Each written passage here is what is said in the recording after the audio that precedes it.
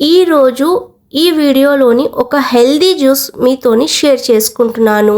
అదేనండి రామఫలం జ్యూస్ గురించి మీకు చెప్తాను. చాలామందికి ఈ ఫ్రూట్ గురించి తెలీదు, కానీ ఒక్కసారి తెలుసుకోండి. లేట్ చేయకుండా మనం వీడియోలోకి వెళ్ళిపోదాం. ముందుగా మనం రామఫలంని రెడీ చేసుకోవాలి. ఇక్కడ నేను పటిక బెల్లం యూస్ చేస్తున్నాను, ఎందుకంటే కడుపు చల్లగా ఉంటుంది. ఇది ఆప్షనల్, మీకు కావాలంటే తేనె కూడా యూస్ చేసుకోవచ్చు. ఇప్పుడు రామఫలంని నేను చూపించినలాగా చేయండి.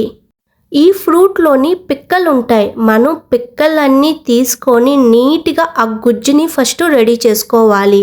గుజ్జులోని పిక్కలు లేకుండా మనం నీట్గా క్లీన్ చేసుకొని పక్కన పెట్టుకోవాలి. ఎలా చేయాలో నేను ఈ వీడియోలో చూపిస్తున్నాను, మీరు కూడా నాలాగా చేయండి. ఈ ఫ్రూట్ రామనవమి ముందు చాలా మార్కెట్లోనే దిగుతాయి.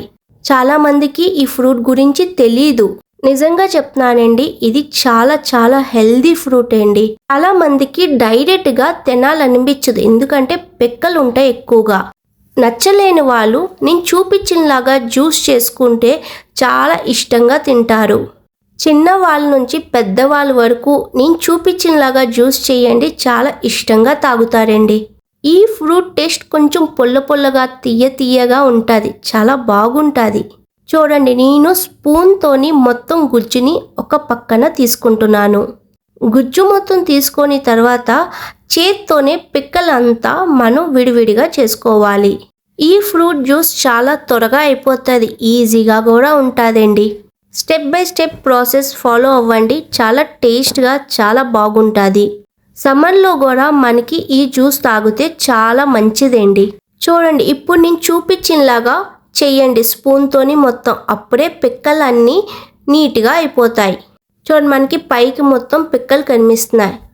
ఇప్పుడు మనం కొంచెం వాటర్ వేసుకోవాలి. నేను ఈ జ్యూస్లోని కొంచెం వాటర్ కొంచెం మిల్క్ వేసుకొని కలుపుతున్నాను. వాటర్ వద్దంటే మిల్క్తోనే మొత్తం చేసుకోవచ్చండి. వాటర్ ఎందుకు వేసానంటే కొంచెం పల్చగా అవుతుంది, ఆ పిక్కలు కూడా మనం చేత్తోని ఈజీగా తీసుకోవచ్చు అని. ఇప్పుడు మనం మంచిగా కలుపుకొని ఆ పిక్కల్ని మొత్తం నీట్గా తీసుకోవాలి. చూడండి, నేను పిక్కల్ని ఎలా తీస్తున్నానో మీరు కూడా ఇలాగే తీసుకోండి. జాగ్రత్తగా అన్ని పిక్కలు చూసుకొని తీసుకోండి, మళ్ళీ పిల్లలకి ఆ జ్యూస్ ఇస్తే అది మనకే కష్టం. చూడండి, ఎలాగా మన ముందు గుజ్జు రెడీ అయిపోయింది. ఇప్పుడు మనం తగినంత మిల్క్ వేసుకోండి. మీకు కావాలంటే ఎక్కువ వేసుకోండి, లేదు అంటే తక్కువ వేసుకోండి. కొంచెం స్వీట్గా ఉండాలంటే పటిక బెల్లం నేను ఇక్కడ యూజ్ చేస్తున్నాను. పటిక బెల్లం లేకపోతే బెల్లమైనా తేనెనా వేసుకొని చేసుకోండి.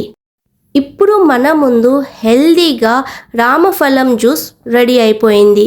మీరు కూడా ఒక్కసారి ఇంట్లో ట్రై చేయండి.